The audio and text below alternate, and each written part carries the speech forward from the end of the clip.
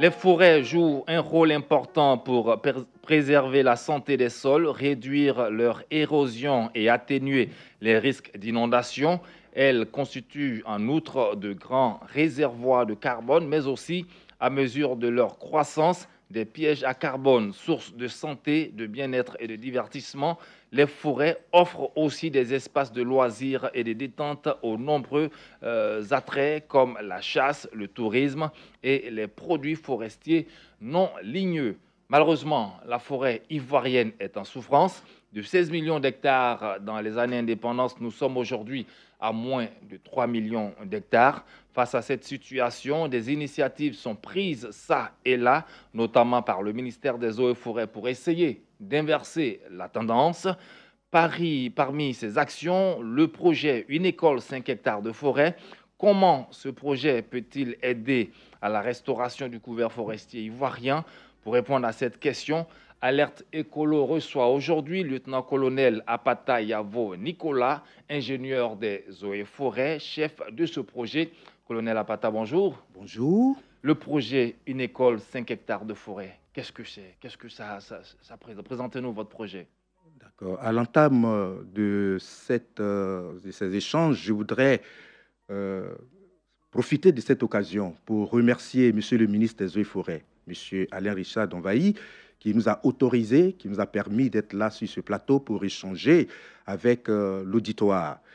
Le projet Une école 5 hectares de forêt est un projet initié par le ministère des Eaux et Forêts depuis 2013. Et ce projet a pour objectif de promouvoir les plantations forestières en milieu scolaire et favoriser le développement durable pour satisfaire les besoins pédagogiques, les besoins matériels, les besoins financiers de la communauté éducative sur toute l'étendue du territoire national. Le projet a pour objectif spécifique de créer et de mettre en place 6 000 hectares de plantations forestières en 5 ans pour 1 200 établissements scolaires. Ensuite, de développer des activités pédagogiques et éducatives sur l'éco-citoyenneté. De contribuer à améliorer les conditions de vie et de travail des élèves et des enseignants en créant un cadre idéal par des capitaux naturels valorisables dans le temps et dans l'espace. Et puis, ce projet ambitionne de séquestrer le carbone. Voici les défis à relever par rapport à ce projet. Alors, quelles sont les composantes de ce projet? Comment est-ce que vous le mettez en œuvre concrètement sur le terrain? Très bien. Le projet a 4 composantes. La première composante, c'est la création de 6 000 hectares de plantations forestières. Et justement, par rapport à cette composante, nous associons le ministère de l'Éducation nationale. Parce que le projet se met ensemble avec le ministère de l'Éducation nationale qui est partenaire. Ah, vous n'êtes pas seul. Nous ne sommes pas seuls. Surtout quand on dit une école, 5 hectares de forêt. Quand on voit forêt, on pense directement au ministère des Eaux et Forêts. Oui. École, le ministère de l'Éducation nationale. Tout à fait. Okay. Voici au moins pour une fois, le ministère des Eaux et Forêts donne l'occasion au ministère de l'Éducation nationale de participer à la reconstitution du couvert forestier. Vous l'avez rappelé tout à l'heure à l'entame de cette émission, notre forêt est véritablement, je dirais, en perte, en souffrance. Oui. Et donc, le ministère, en initiant ce projet, donne l'occasion, la plateforme aux établissements scolaires, aux enfants, à nos jeunes enfants, d'apprendre d'abord ce que c'est que la forêt, j'allais dire, l'importance de la forêt. Parler même de l'importance de la forêt. Parce que ce sont eux, les générations futures, qui sauront comment véritablement défendre cette forêt-là. Tout à fait. Et donc, déjà, à l'entame, si nous sensibilisons ces enfants à l'importance de la forêt, déjà demain, ce sont des cadres du pays. Ayant des comportements éco-citoyens, ils pourront les développer plus tard. Et donc, c'est déjà une très, très bonne chose. Le projet a une composante aussi de développement d'activités pédagogiques éducatives sur l'éco-citoyenneté. Et à ce niveau, nous sommes en association avec le ministère de l'Éducation nationale à travers la direction de la vie scolaire, la DVS. Et au partage, je voudrais très sincèrement remercier Madame la ministre de l'Éducation nationale, monsieur le directeur de la vie scolaire, monsieur Efimbra, qui se bat corps et âme pour véritablement donner un comportement éco-citoyen à nos enfants.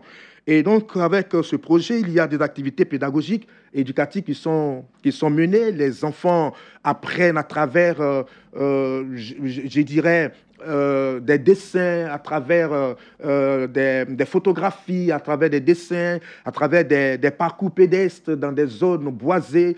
Ils apprennent véritablement quelle est l'importance de la forêt. Les parcours pédestres, vous voulez dire, vous les amenez En forêt. marcher avec eux. Très bien. Okay.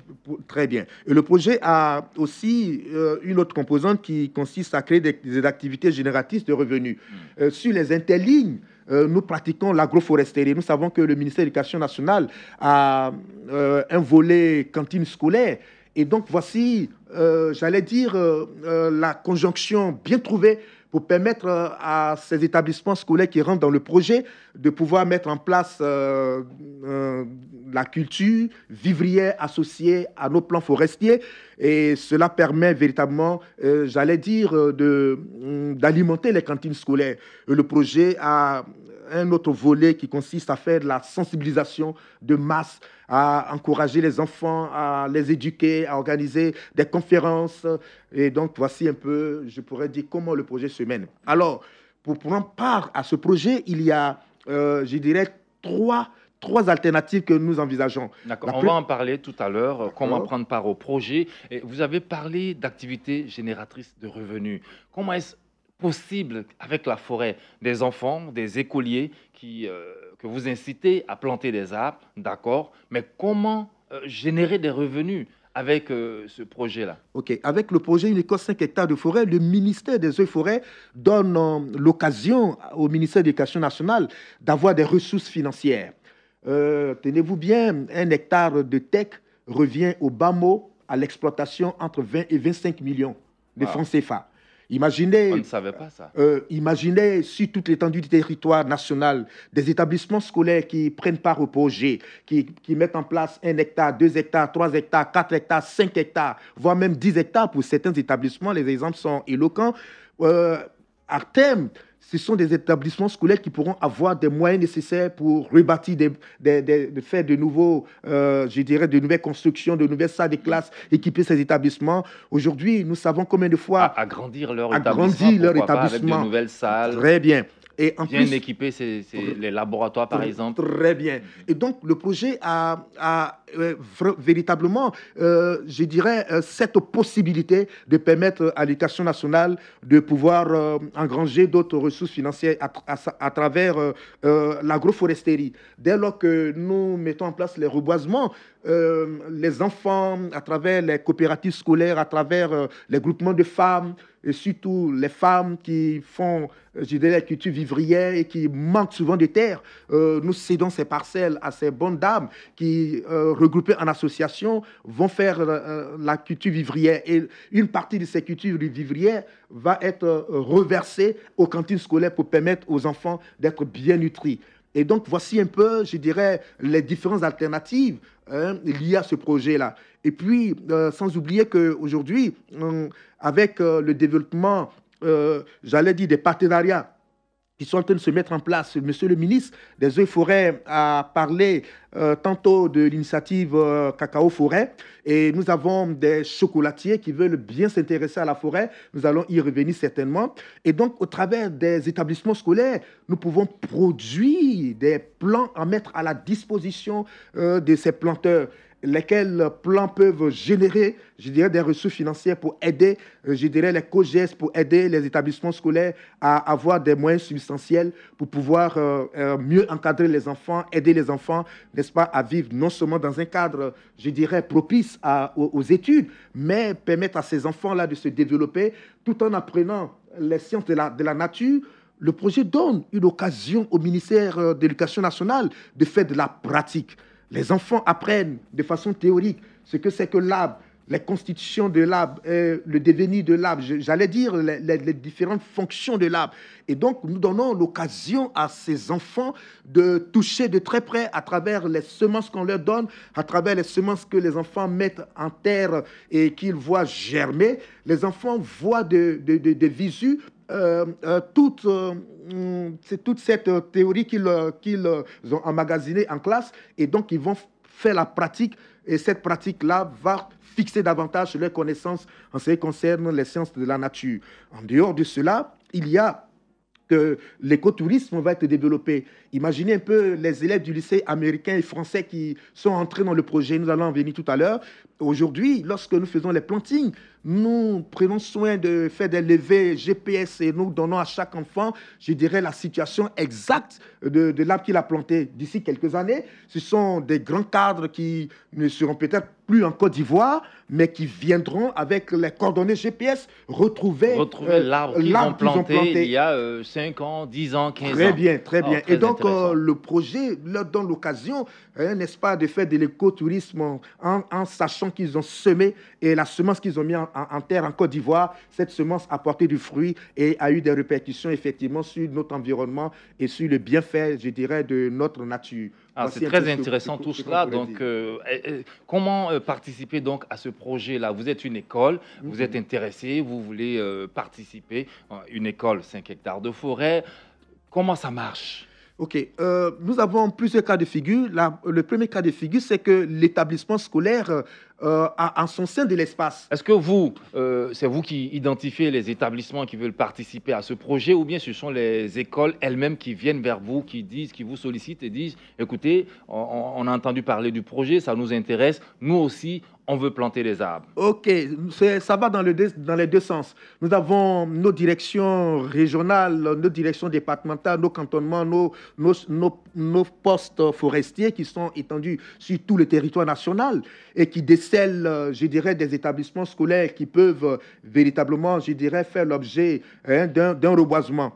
Et le responsable de l'école ou l'inspecteur, monsieur l'inspecteur, le DREN, et qui siège encore au niveau de toute la hiérarchie du ministère de l'Éducation nationale, peut nous saisir pour nous dire, tiens, voilà, aujourd'hui, il y a le développement des écoles de proximité. Ce sont des espaces de 10, 15, 20 hectares qui sont mis à la disposition du ministère de l'Éducation nationale. Et sur ces espaces, il y a que nous avons de l'espace et donc nous privilégions au premier abord ces espaces-là à l'intérieur des établissements scolaires. Le projet permet aussi de faire des haies vives. Donc les établissements scolaires qui n'ont pas de clôture peuvent se servir du projet pour faire de la haie vive. Et à l'intérieur des établissements scolaires, nous émettons quelques arbres forestiers pour permettre aux enfants de voir véritablement l'intérêt de l'arbre. Et ça, c'est très, très, très important. On a eu l'occasion de voir plusieurs fois ailleurs ce qui se passe. Et donc, nous fixons vraiment sur ces expériences. Ça, c'est le premier cas de figure. Le deuxième cas de figure, bon, l'éducation, l'école n'a pas en son sein de place. Et donc, un parent d'élève ou alors un espace communautaire appartenant à un village, appartenant à une commune, appartenant à un département, à un district, peut dire, bon, voilà, voici de l'espace vert, nous voulons que cet espace soit colonisé. En ce moment, nous intéressons déjà les enfants au planting. Et le troisième cas d'espèce, c'est que l'école n'a pas d'espace. Un parent d'élève ou une famille peut décider, n'est-ce pas, de céder une portion de leur patrimoine forestier ou bien de leur terre pour le projet. En ce moment, nous demandons à ce parent d'élève s'il offre cet espace à titre gracieux ou alors s'il veut être, je dirais, usufruitier, je dirais, des arbres que nous allons mettre en place. Et donc, à partir de cet instant-là, il y a une convention qui est signée entre la famille ou les parents d'élèves ou bien les parents qui cèdent, de sorte que à terme, comme on vous l'a signifié un peu plus loin, non seulement le reboisement... Il va récolter les bénéfices. Il va aussi être usufruitier, je dirais, des bénéfices. Et donc, nous avons fait cela et ça marchait à l'ouest, ça marchait un peu partout. Et je pense que nous avons les accords nécessaires pour véritablement booster le reboisement avec le projet Une école 5 hectares de forêt dans les établissements scolaires. Et ce projet a été officiellement mis en œuvre à Gourominakro, c'était en fin 2013, oui, dans le district autonome de Yamoussoukro. Alors, quels sont aujourd'hui les acquis de ce projet-là? Parce qu'on sait que vous cherchez à terme 6 000 hectares plantés ou reboisés. Oui, les acquis de ce projet reposent sur les reboisements que nous avons effectués avec des établissements scolaires. Aujourd'hui, nous sommes à 564,141 hectares pour 262 établissements scolaires. Vous savez, c'est le plus grand financier de ce projet, c'est l'État de Côte d'Ivoire.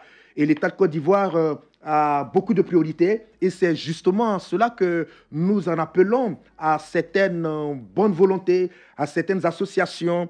Et justement, notre appel a été attendu avec des particuliers, j'allais dire, des partenaires comme la GIZ qui sont pour nous un partenaire technique qui véritablement a compris le bien fondé de ce projet. La GIZ, à travers le Profiab 1, basé pratiquement à Soubré, dans la zone tout autour du parc national de Taï, nous a un tant soit peu appuyé pour aider à mettre en place quelques reboisements, aider à former les enseignants, les élèves. Et donc, par rapport à ça, il y a aussi d'autres bonnes volontés. Je pourrais citer pêle-mêle la fondation NCA, qui nous a aidé à faire un reboisement. Nous sommes présentement en discussion avec la Fondation NCA pour aider un établissement à faire un bon planting. Il y a la Fondation Sundele Kounan qui fait aussi l'éducation environnementale, qui, ma foi, nous a appuyés. Il y a le lycée français et le lycée américain qui sont partie prenante du projet et qui nous ont aidés à reconstituer le couvert forestier du côté d'Anguédédou. Nous sommes ouverts. Nous sommes ouverts, nous avons la Fondation Cœur Vert qui se manifeste actuellement et qui veut prendre part au projet. Et donc, nous sommes ouverts. Le projet a fait l'objet de présentations pendant la COP 21 à Paris. Le projet a fait l'objet de présentations pendant, j'allais dire, la COP 22 à Marrakech. Le projet a fait l'objet de présentations l'année dernière pendant la COP 23 à Bonn. Et le projet aussi a été présenté à Niamey, où vous avez été appelé pour aller faire un cas d'école. Très bien. Justement, comme vous le dites, nous avons reçu 4 invitations au niveau de la CEDEAO. Avec l'ECRE. L'ECRE, c'est la commission de la CEDEAO qui gère tout ce qui est énergie renouvelable, énergie durable et tout ça. Et nous avons été invités pour partager l'expérience de la Côte d'Ivoire lors de ces grandes rencontres, je dirais, internationales au niveau de la CEDEAO, à Dakar, à Niamey, au Bénin et ensuite au Burkina Faso. Et donc, voici comment, petitement, le projet a pris école. Aujourd'hui, il ne manque pas un seul jour où on ne nous appelle pour nous dire qu'il y a de l'espace à reboiser. Mais je vous assure que nous sommes un peu submergés. Mais les moyens, comme on le dit, à l'impossible, nul n'est tenu. Monsieur le ministre des Eaux et Forêts, Alain Richard Donvaï, a pris la pleine mesure de la situation. Et cette pleine mesure nous a permis véritablement, je dirais, de commencer à intéresser les chocolatiers. Et donc, je pense que dans les jours à venir, de bonnes nouvelles pourront être annoncées sur la place nationale. On l'espère bien, mais on voit aussi, colonel Apata, que vous bougez beaucoup avec tout ce que vous venez de dire, mais seulement plus de 560 hectares ont pu être plantés. Alors, est-ce que vous n'êtes pas loin du compte? 6 000 hectares comme objectif, vous êtes à 500, c'est-à-dire que même pas la moitié, ni le tiers. Oui. Est-ce qu'il y a un problème quelque part? N'êtes-vous pas loin du compte? Et puis, j'ai envie de dire, est-ce que ce projet, finalement, ce n'est pas une goutte d'eau dans la mer?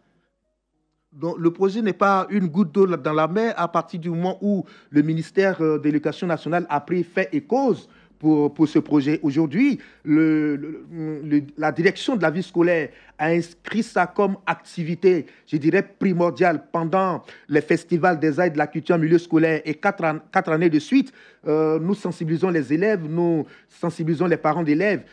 Justement, si nous sommes en train de nous battre à gauche, à droite, c'est pour avoir les moyens financiers pour pouvoir mener à bien ce projet. Parce que jusqu'à preuve du contraire, nous sommes à environ presque 11% du coût total du projet. Et donc, j'allais dire, l'État de Côte d'Ivoire fait des efforts. L'État fait des efforts aujourd'hui. Il y a que l'occasion est donnée à des partenaires de participer à ce projet. Et donc, nous sommes ouverts. Je vais en appeler déjà aux différents comités de développement des villages. Les écoles nous ont tout donné. Aujourd'hui, ces écoles sont pratiquement dans des cas de délabrement très, très poussés.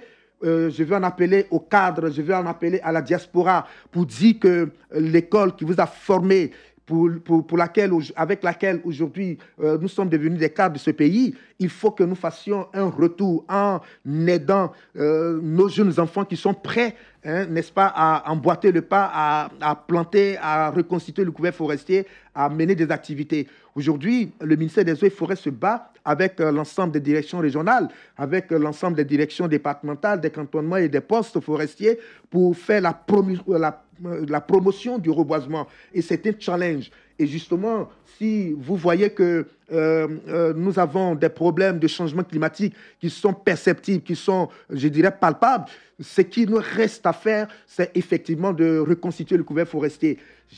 Justement, notre pays a perdu, il faut dire, hein, les 3/4 de son couvert forestier en 50 ans. Chaque année, ce sont entre 150 000 et 200 000 hectares de forêt qui disparaissent du patrimoine forestier représentant jusqu'à 63 mètres carrés par seconde, on peut le dire. Est-ce que votre projet peut véritablement apporter une réponse à la problématique de déboisement de la Côte d'Ivoire? Imaginez un temps soit peu pour chaque école, ou la moitié même des écoles en Côte d'Ivoire, si ces écoles arrivent à faire 5 hectares de forêt, j'avoue que nous allons reconstituer le couvert forestier qui aujourd'hui doit être, je dirais, reconstitué à 20%. À 20%, selon les normes internationales. Selon les normes internationales. Nous sommes autour de 12%. De 11-12%. Et donc l'effort à fournir est énorme. Et voici l'occasion de tout donner. Nous avons des espaces dans les établissements scolaires. Je dirais, la plupart des écoles n'ont pas de clôture. Et donc, en constituant, j'allais dire, des clôtures avec les essences que nous avons, nous pouvons augmenter un tant soit peu la superficie reboisée.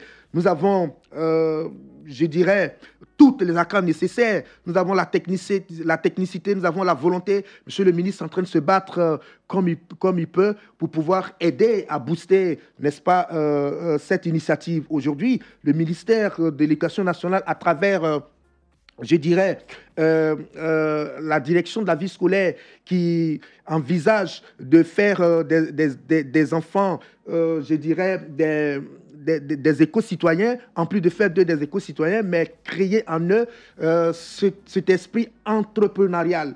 Et donc, l'occasion est tout donnée pour permettre à nos enfants d'avoir des acquis et des prérequis, hein, n'est-ce pas, pour mettre en place des pépinières. C'est déjà tout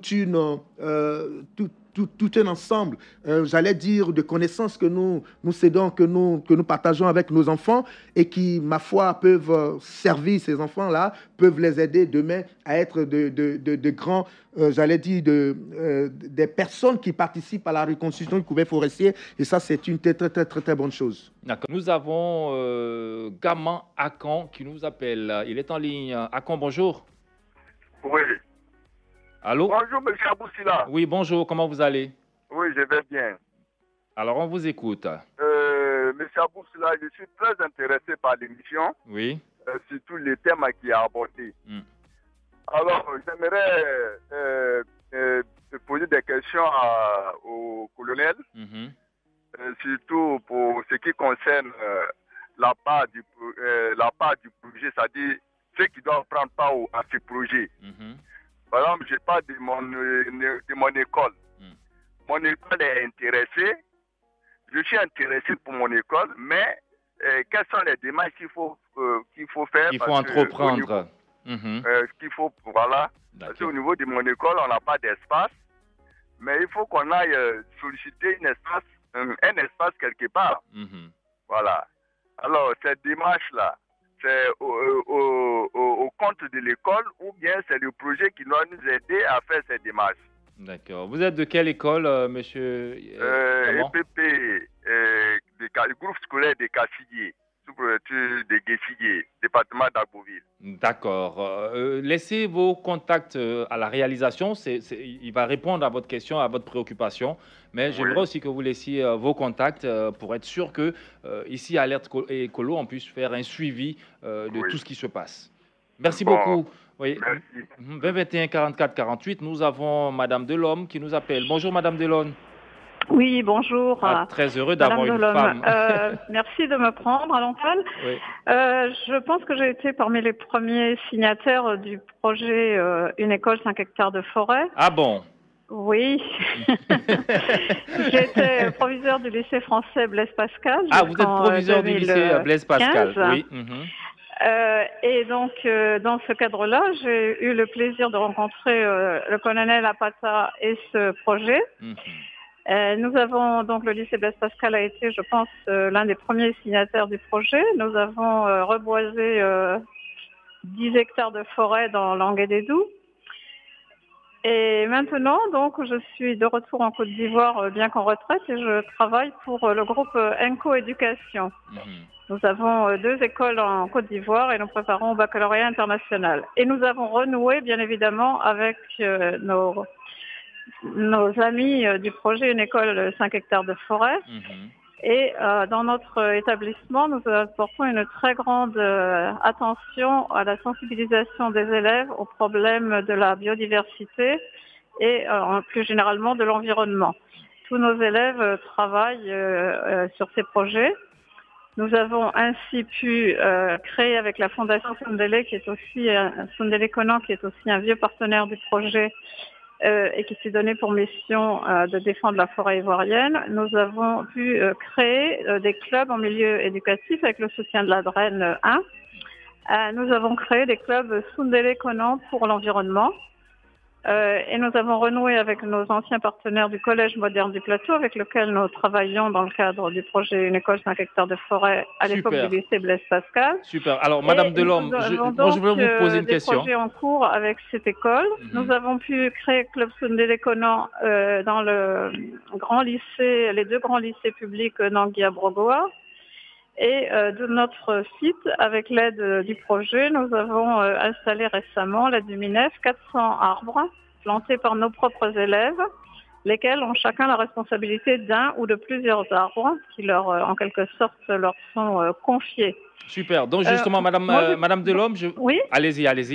Oui, je veux dire que j'ai beaucoup de confiance dans l'avenir de ce projet.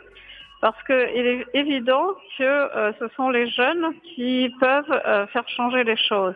Et tout à l'heure, on parlait de vider la mer avec une petite cuillère, mais en fait, il faut quand même toujours se rappeler que ce sont les petits ruisseaux qui font les très grandes rivières. Ça, c'est vrai. Et que chacun doit être concerné par ces problèmes d'environnement. L'année dernière, au mois de décembre, mes élèves ont fait tout un travail en direction des élèves du CSM John Wesley, dans lequel nous sommes implantés. Autour des fêtes de Noël, mais surtout autour de la fonte de la banquise, la disparition des ours blancs, l'augmentation du niveau des océans, à partir tout simplement d'un fait de société. À Noël, on attend le Père Noël, on attend la neige, on parle d'ours blancs, mais les ours blancs, bientôt, il n'en aura plus. D'accord. Madame Delhomme, ne quittez pas. Oui. Nous avons beaucoup de personnes qui appellent. Moi, j'ai une question pour vous. Très bien. Zou Gervais, bonjour. Oui, bonjour, monsieur Abou. Comment vous allez? Oui, ça va bien. Et chez vous, comment vous allez? On va très bien, on vous écoute. Bonjour, lieutenant-colonel Apata Nicolas. Bonjour, monsieur. Voilà, je voulais vous dire infiniment merci. Je vous ai attentivement écouté depuis l'entame de cette émission. Vraiment, je voulais vous encourager le ministère des Eaux et Forêts et en symbiose avec le ministère de l'Éducation qui vous accompagne. Mais moi, j'ai 2 préoccupations. Vous avez dit que ce projet a été instauré depuis 2013. Bon, 2013 et 2018, ça fait 5 ans. Vous n'avez même pas encore fait la moitié des 6 000 hectares, c'est-à-dire la moitié de l'objectif même. Je voulais savoir, est-ce que ce n'est pas au niveau de la sensibilisation que ça coince? Est-ce que vous communiquez suffisamment sur ce projet? Ça, c'est ma première préoccupation. Maintenant, la seconde préoccupation, je vais toucher un peu le volet reboisement. Bon, vous parlez de reboisement, mais quand on voit chaque année, nos forêts sont détruites. Vous voyez, quand vous mettez, moi je suis du côté de Yopougon, quand vous mettez du côté de la GESCO, vous voyez des dizaines, si on veut voir des dizaines de camions chargés de charbon.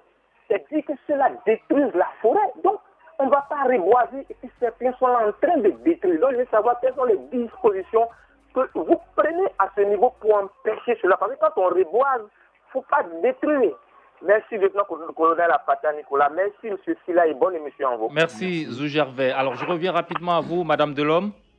Oui, voilà. Alors, voilà, j'ai une question pour vous, Madame Delhomme. La parole.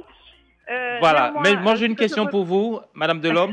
Oui. Alors, vous, apparemment, vous avez beaucoup travaillé avec ce projet-là, une école 5 hectares de forêt. Vous avez dit tantôt que vous avez 10 hectares à Anguédédou, aussi au niveau de Enco. Alors, est-ce que vous êtes reparti dans cette forêt d'Anguédédou pour voir un peu ce que vous avez fait avec vos enfants là-bas? Alors, à cette minute, non. Nous avons l'intention d'y aller très prochainement. Malheureusement, moi, je ne travaille plus au lycée français, donc, puisque je suis en retraite de la fonction publique française. Mais nous allons y aller avec mes propres élèves, puisque maintenant, je travaille pour le groupe ENCO. D'accord. Et ce que je voulais dire, c'est que nos clubs pour l'environnement, qui ont donc été initiés avec la Fondation Sundele Conan et bien sûr en partenariat avec le projet Une école 5 hectares, on est en passe de les étendre dans les écoles du groupe ENCO, dans les 5 pays d'Afrique subsaharienne où le groupe ENCO a 8 écoles, à 9 écoles en fait. Donc voilà, c'est un projet dont on espère qu'il va faire quelque part une petite graine qui se sème dans d'autres pays africains. Super, merci beaucoup Madame Delhomme. 2021 44 48 2024 27 87. Nous avons Efim Mbra qui nous appelle. Bonjour Monsieur Mbra. Oui, bonjour monsieur. Comment vous allez? Oui, ça va très bien. C'est le directeur de la vie scolaire. Oui, c'est lui. Comment vous allez, monsieur Nicolas Efim Mbra? Oui, ça va très bien. Alors, ça va très bien. D'accord, on vous écoute. Bien, merci. J'interviens là dans cette émission parce que le ministère de l'Éducation nationale, de l'enseignement technique, la formation professionnelle, à travers la direction de la vie scolaire, participe avec ce projet, avec le ministère des Eaux et Forêts.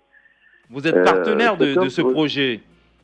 Oui, nous sommes partenaires parce que ce projet se fait dans nos écoles et ce sont nos enfants, nos écoles qui ont le profit de ce projet.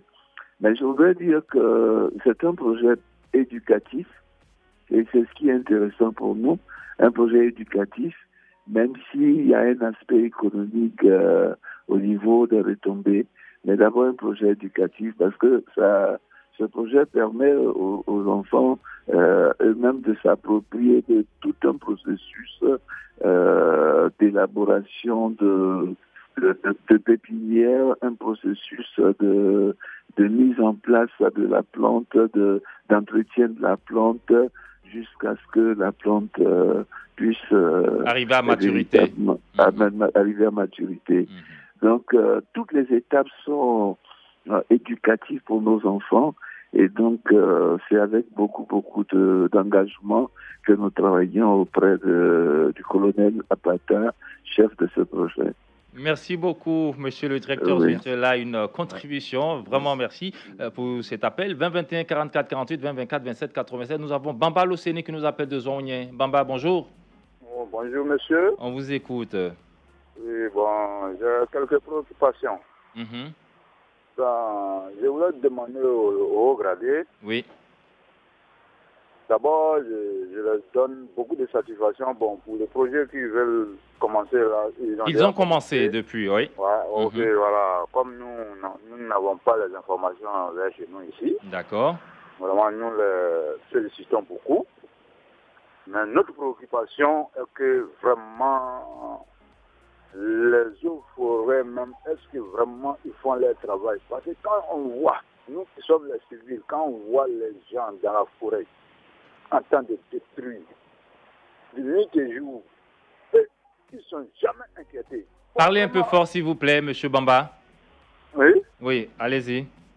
Oui, je dis, de la manière nous voyons, nous les civils, nous ne sommes pas chargés de les chasser. Mais ceux qui sont chargés de les chasser, c'est les eaux forêts. Mais les gens détruisent nuit et jour la forêt. Ils ne sont jamais inquiétés. Moi-même, je me dis même, est-ce qu'ils ne sont pas en complicité avec ces gens-là? Puisque ce que nous, on voit, on dirait qu'ils ne sont pas là. Oh putain, ils sont là. D'accord. c'est un peu compliqué. Donc, vous parlez de la surveillance, M. Bamba Le Seni. Oui, oui. Très bien. Comment est-ce que les eaux forêts surveillent véritablement nos forêts? Merci Voilà, beaucoup, on vous a compris. D'accord. Nous avons un autre Bamba qui nous appelle de Buyo. M. Bamba Bakari, bonjour.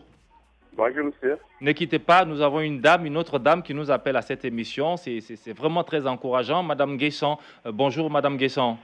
Oui, bonjour, bonjour. Voilà, vous gardez la ligne. On va prendre très rapidement M. Bamba Bakari et puis on vous revient, Madame Guesson. Alors, M. Bakari. Pas de problème. Oui. Bakari, oui, on vous écoute. D'accord.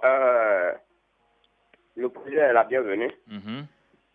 C'est même salutaire, mais j'ai une question à l'endroit du colonel. D'accord. Voilà, comme j'ai appris l'émission en cours, il y a des zones où c'est serré, tout est occupé par les plantations. Et on n'a plus d'espace. Comment on peut faire pour avoir les 5 hectares pour reboiser? D'accord. Voilà. Ok. Merci beaucoup, M.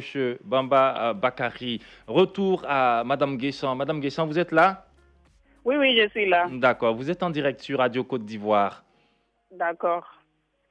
Bon, vous avez une question? Je suis Mme Nguessan. Oui. Je suis un prof au lycée américain à la Riviera 3. D'accord. Et aussi, je suis la directrice du programme d'apprentissage par le service qu'on appelle Service Learning. OK. Le Service Learning Service, donc le service d'apprentissage. Voilà, apprendre par le service. D'accord. Et c'est à partir de ce programme qu'on a collaboré avec le projet Une école 5 hectares de forêt. Ah, vous aussi, vous avez collaboré avec ce projet-là? Nous aussi, on a collaboré avec le projet depuis 2015. Oui. Donc, comme je le disais, on a collaboré avec le projet depuis 2015. Et en 2015, avec les élèves de la classe de maternelle jusqu'au terminal, on a commencé un pépinier sur le campus, un pépinier de 5000 arbres.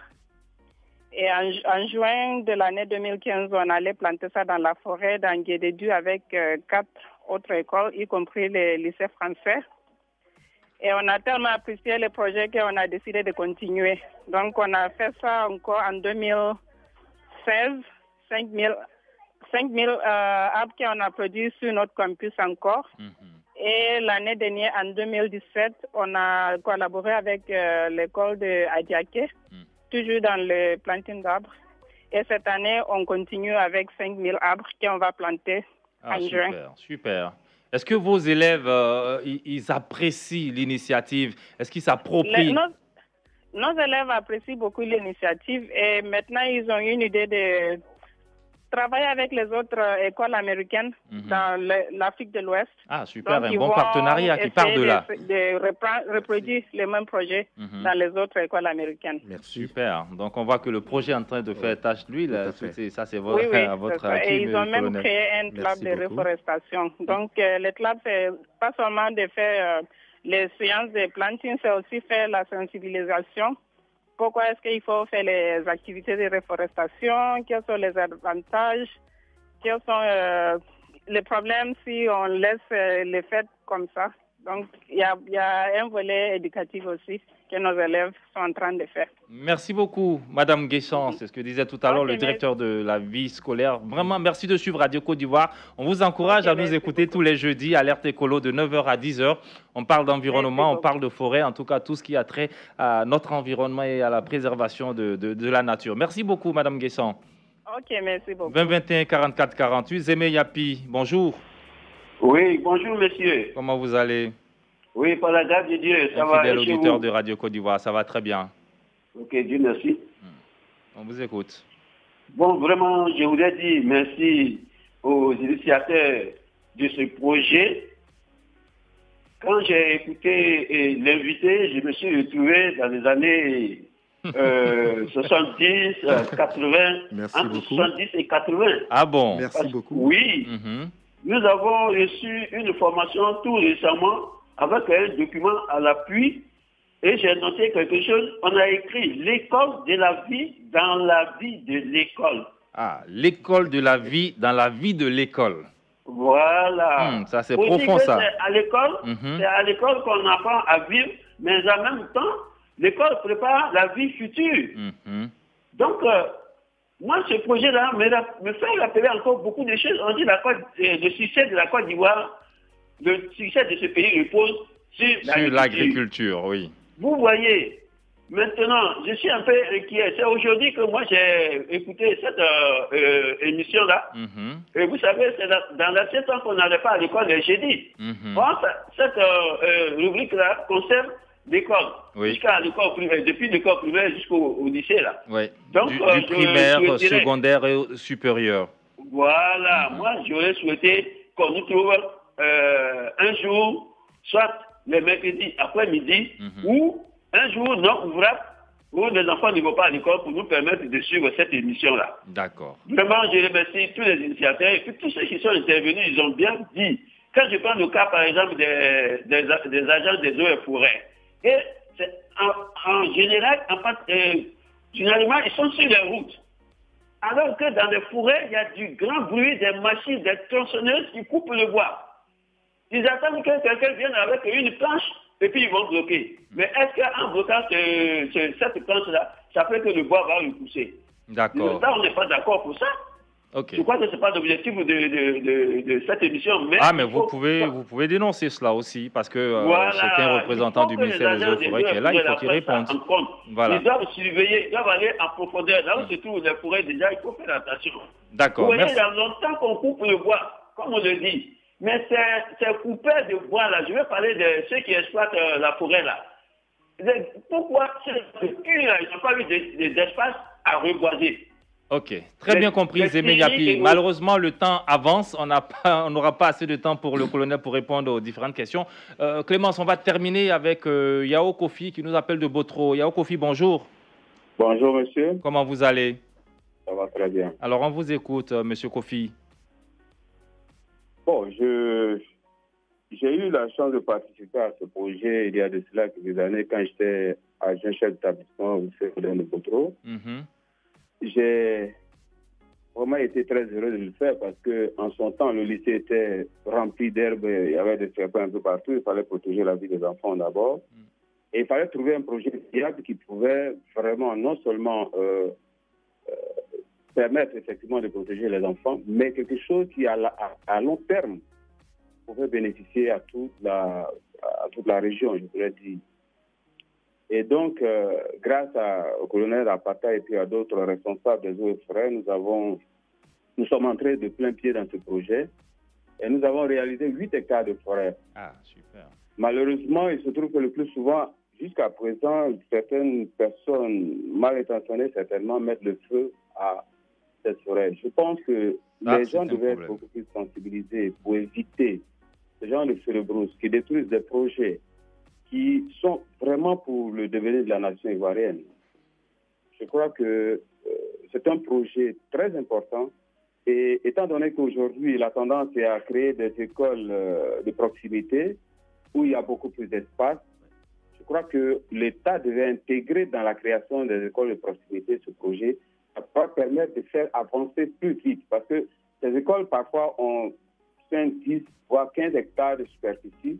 On en prend 5 ou un travail qui, à long terme, va permettre à l'école elle-même de s'auto-financer, puisque c'est des ressources additionnelles que ça apporte.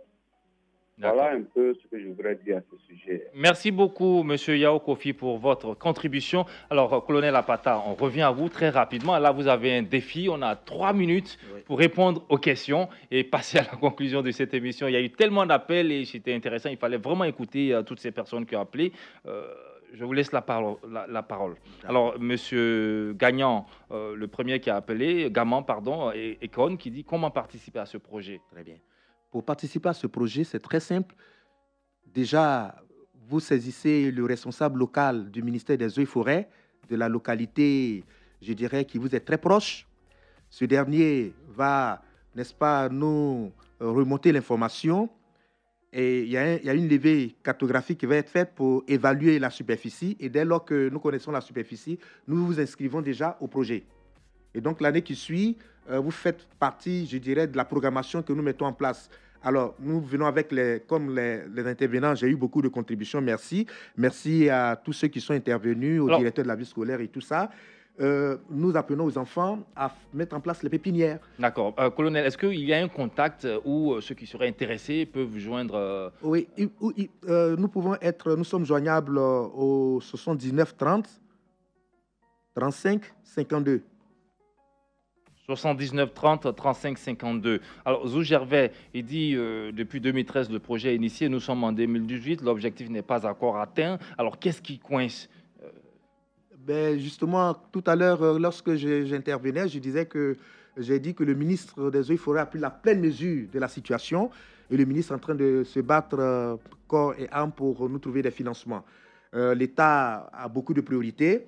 Et donc, parmi ces priorités, on ne peut que faire avec les moyens que l'État met à nos dispositions. Nous croyons que, vu l'intérêt de ce projet, vu l'ampleur que cela prend, non seulement au plan national, mais au plan international, nous croyons que Monsieur le ministre des Eaux et Forêts, avec toutes les composantes du ministère, Monsieur le ministre est en train véritablement de se battre et je pense qu'on va revenir d'ici peu pour apporter de bonnes nouvelles et nous sommes ouverts aussi à toutes les initiatives. D'accord. Cela répond à au deuxième volet de sa question qui était pendant qu'on reboise, d'autres détruisent. Alors nous avons eu aussi la contribution de Madame Nguessan du lycée américain, Nicolas Efimbra,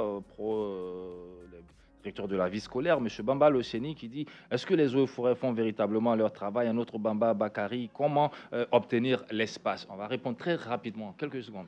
Comment obtenir l'espace? Nous avons trois approches. La première approche, c'est à l'intérieur des établissements scolaires. S'il n'y en a pas, vous négociez avec la communauté villageoise qui a souvent un espace communautaire. S'il n'y en a pas, vous négociez avec une famille qui veut bien céder. Et moyennant, je dirais, d'être participant des usufruits à terme de ce projet avec, je dirais, une convention signée en bonne et due forme. Un tiers des produits revient à l'établissement scolaire, deux tiers reviennent à l'établissement scolaire et un tiers revient à la famille qui cède. D'accord. Si vous avez des difficultés, vous pouvez appeler aussi le cabinet, je veux dire ainsi, de ce projet-là, une école 5 hectares de forêt, 79 30 35 52. Alors, mon colonel, rapidement, on a quelques secondes pour passer à la conclusion. C'est le lieu de remercier Monsieur le ministre des Eaux et Forêts, Monsieur Alain Richard Donvailly, qui a pris la pleine mesure de l'intérêt que constitue la forêt et qui se bat pour nous trouver des moyens pour pouvoir avancer. Je voudrais aussi profiter de ce micro pour remercier Monsieur le ministre Babo Daré, qui a eu l'initiative de ce projet-là. Et enfin, remercier le ministère de l'Éducation nationale. À travers ce ministère, je vois la direction de la vie scolaire, je vois la direction qui gère un peu les COGES, et je vois madame même la ministre de l'Éducation nationale qui ont pris fin et cause pour le projet. Et donc, nous sommes ensemble avec l'Éducation nationale, nous sommes en train de relever le défi de la reconstitution du couvert forestier. Et nous avons en vue beaucoup d'initiatives à l'endroit de nos enfants pour faire d'eux des éco-citoyens respectueux de l'environnement. Je vous remercie.